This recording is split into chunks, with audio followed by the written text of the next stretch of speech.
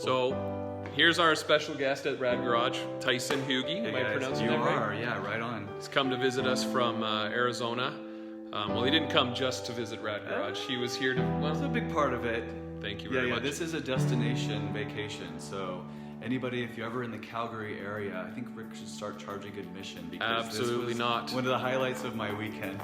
No one's invited except Tyson. Yeah, right. It was a great day here at RAD Garage. I had my first international visitor, so I was so pleased to welcome Tyson Hugie from Arizona, who's up in Calgary visiting friends and checking out the scenes. So he got in contact with me, and we decided he's got to come and have a visit so we could sit down and chat, get to know each other. I've been following him online for the last couple of years, actually more than that. He has an amazing collection of Acura automobiles that just has always fascinated me. Plus he built like a 6-car garage, I believe. So yeah, just been a fan, and it was really cool to get a chance to sit down with him.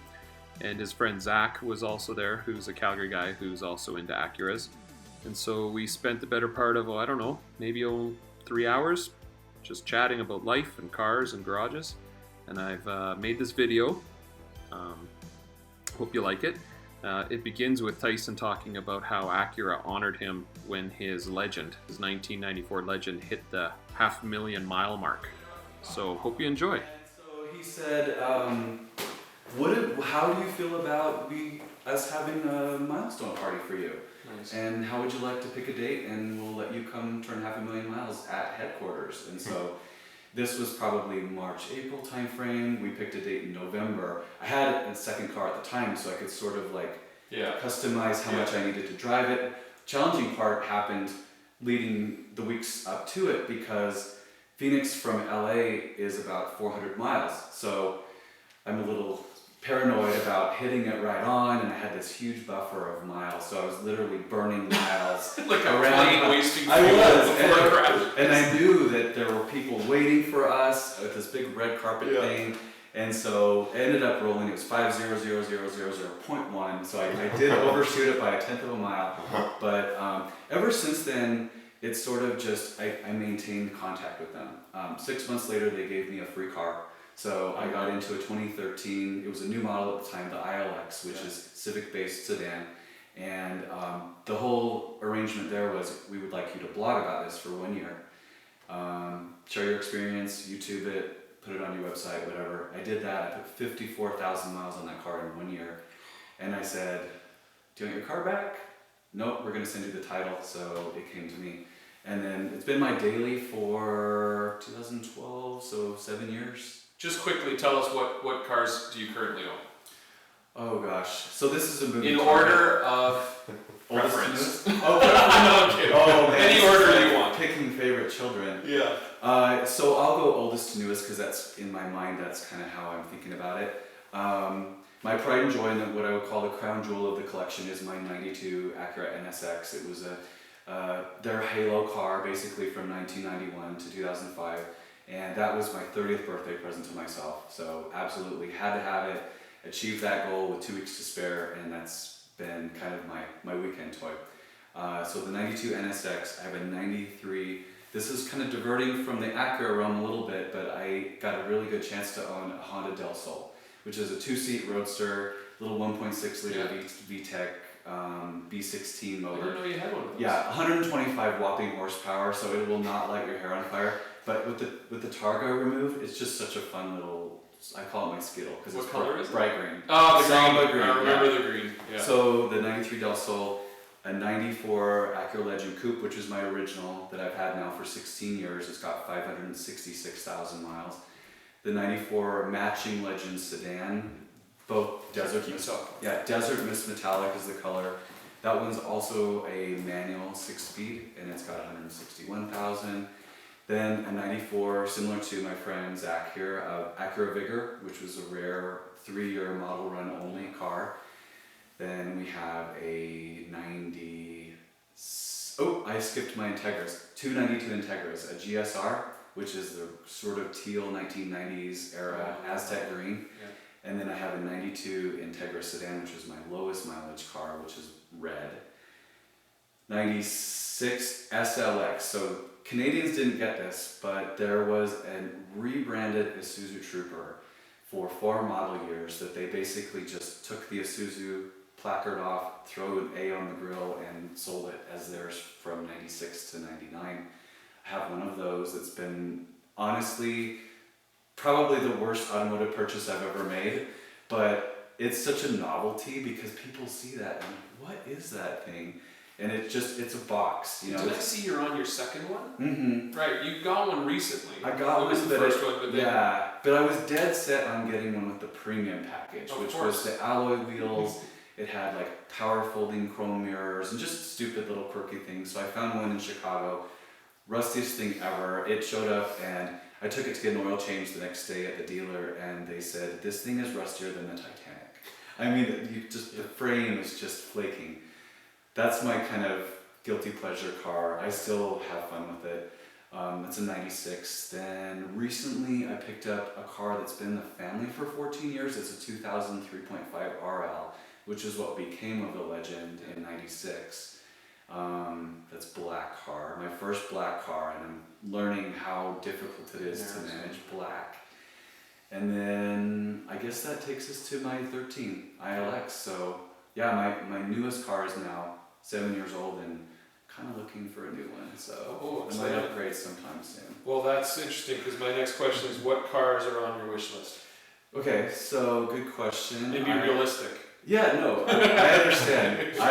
Well, first of all, I'm going to sell like 3 because I'm maxed for space now. So the Acura TLX is on its way out from the first generation model, and they've come out with a really custom hand-built one that they make at the NSX production facility in Ohio. And it's called the PMC edition, stands for Performance Manufacturing Center. They're only building 360 of these cars. My hope and wish is that I can get one. Allocation is really scarce right now because if you figure, at least in the States, there are 350 Acura dealers. So on average, each dealer is only going to get 1 point whatever.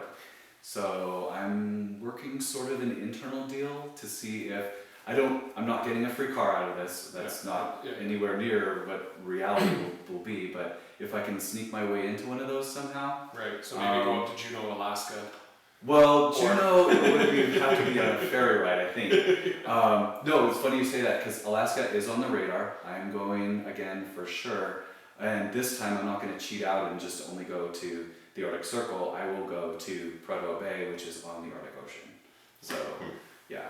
I'll need like clear bra and a few other preparations in advance, but I'll do it. So what car is it again? There's an Acura TLX PMC edition, Performance Manufacturing Center. So it'll be one of 360 units only. What'll be different about it? They have done amazing, just little subtle upgrades to it. Like it has Valencia red pearl paint, which historically was an NSX only color. It has black finish wheels, and exhaust outlets, a black roof.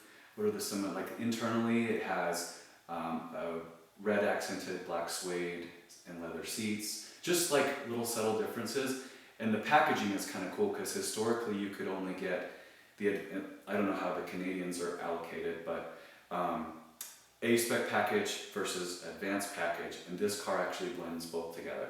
So it's kind of a cool opportunity to own not only... Oh, I really hope you get this car. I know! This car they need to let you get this car. Yeah, well, and if it's not that, so believe it or not, was today, Sunday. So Thursday I'm flying to Monterey, California for a big reveal. They are set to debut the new TLX, or it might be a new name, but they're a new Type S. So the TL Type S was nice. That was like the last of its kind, and it was phased out after 2008. Oh, I love seeing the TLS Type S Yeah, around. so next Thursday in Monterey there is a reveal event where they will pull the cover off of the new concept car. That'll be a 2021 model, and I'm going to be there. So check it out. Tyson is an avid road tripper, thus the high mileage on his Acuras.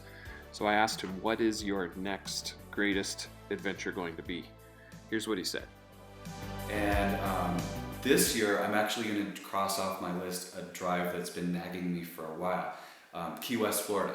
So You do basically, it's going to be 5,000 miles round trip for me, and I'm going to go all the way to basically Interstate 10 goes from Phoenix to, I'll go through New Mexico, Texas, Louisiana, into the panhandle of Florida, and then I'm going to take the scenic route down to the tip of Florida.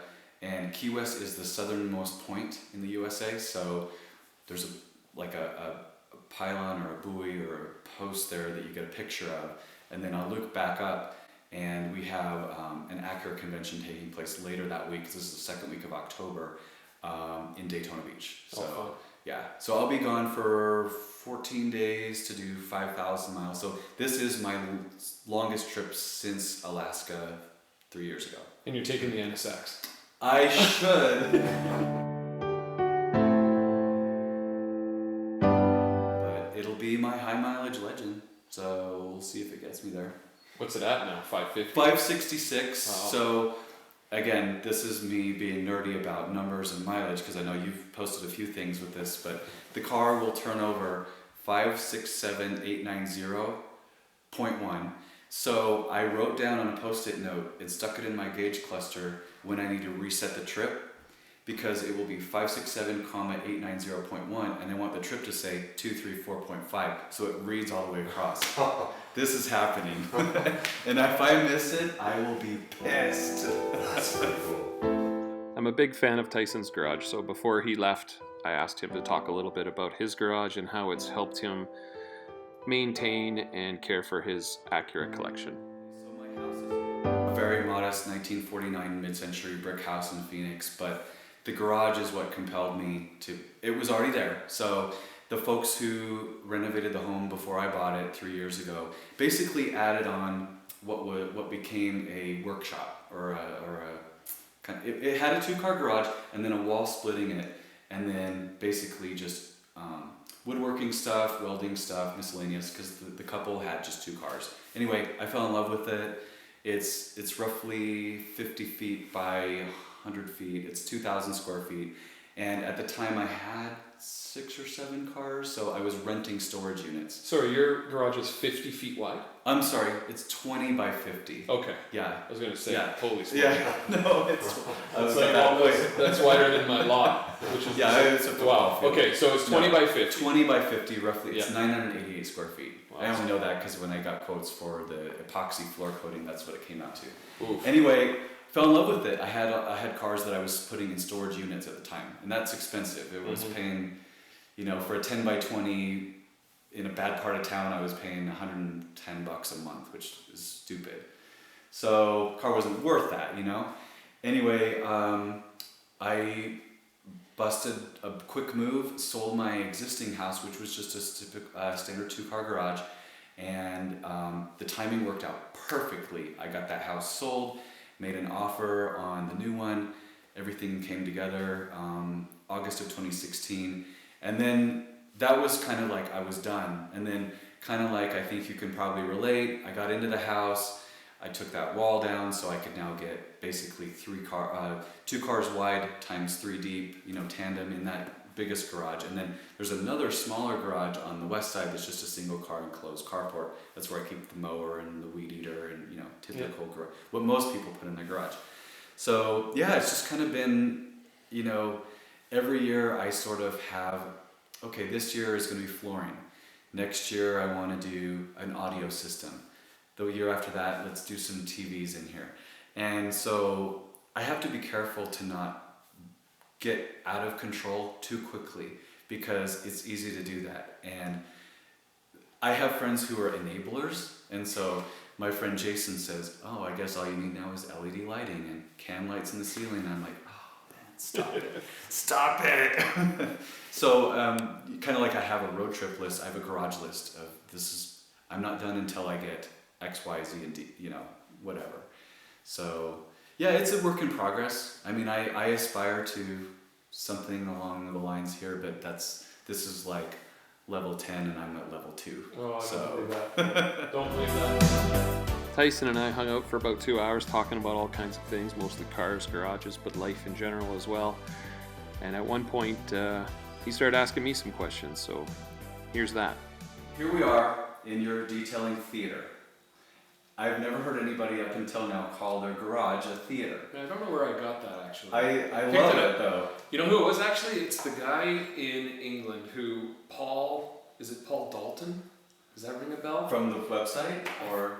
He was the first detailer video I ever saw. So I think he called his place a theater. It's fitting though because it's a place where you put on shows, and this is where, of course, now you've built your YouTube following to about 4,000 subscribers. You have all these people who are supporting and encouraging this hobby / obsession. We'll admit that it's obsession now, and it's become a way of life. And did you see yourself when you first moved into this brand new home in beautiful Calgary?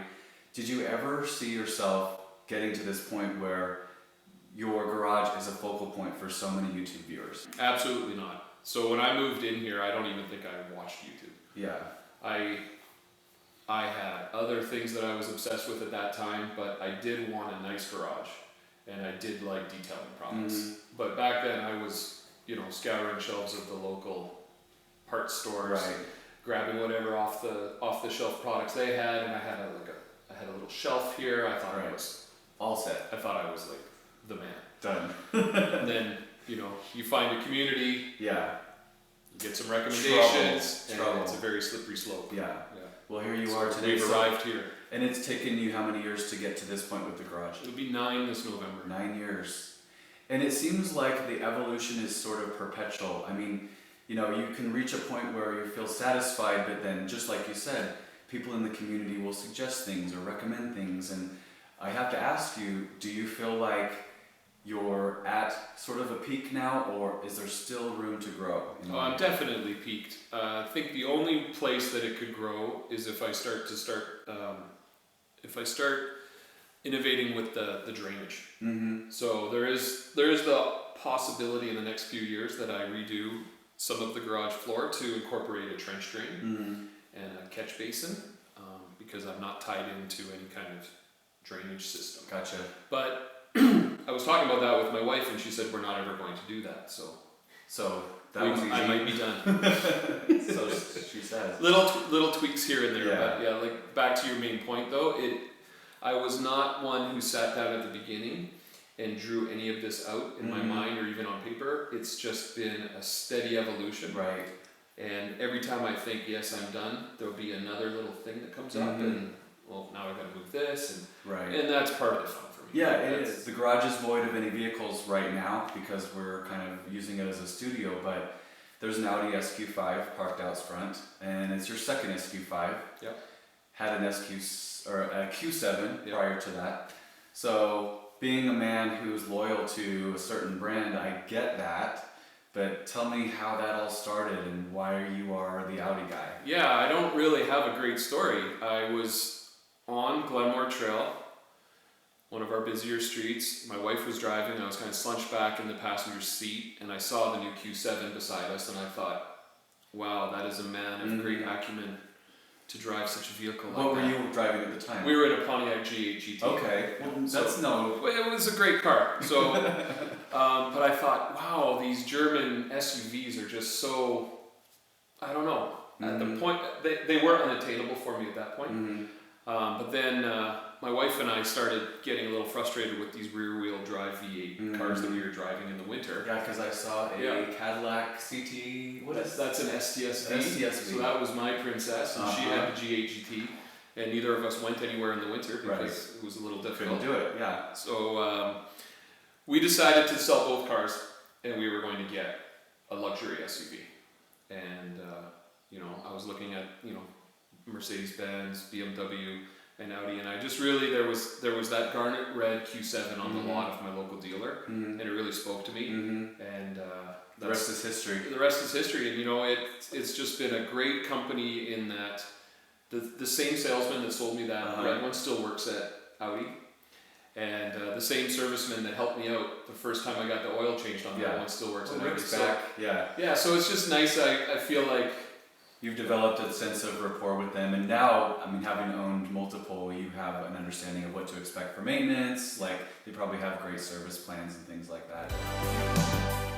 So I hope you enjoyed a little bit of the outtakes of my conversation today with Tyson. I could share much more, but you get a good taste for how our meetup went. And I'd have to say it was just a real pleasure having Tyson come and visit. And maybe one day, you never know, I'll make it down to Arizona and I could check out his amazing garage and his amazing cars. So thanks for watching, and thanks to Tyson, and also thanks to Zach for coming along. Take care.